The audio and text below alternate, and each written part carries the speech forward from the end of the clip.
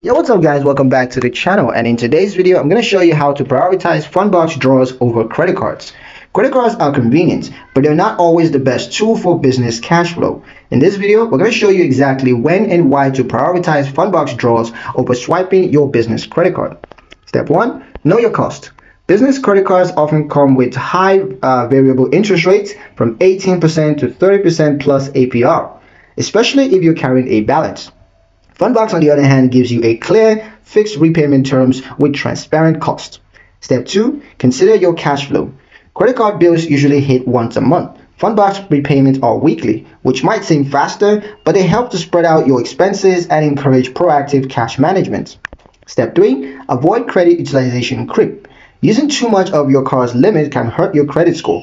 Fundbox draws doesn't show up on your personal credit utilization, giving you more room to manage long-term credit health.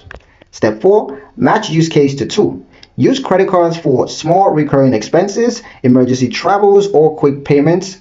Use Fundbox for larger purchases like inventory or marketing, as well as short-term cash boost where fixed repayment helps. Step 5. Combine smartly. You don't have to choose just one. Some savvy businesses use Fundbox to keep their card balance low and only use cards for reward points on strategic purchases. Fundbox gives you structure, credit card gives you speed, but when it comes to smart cash management flow, prioritize Fundbox draws where it counts. And that's pretty much it for the video, guys. Hope you liked it. Hope you found the information here useful enough. If you did, like, share, and subscribe for more helpful tutorials. Thank you guys for watching, and we'll see you in the next one.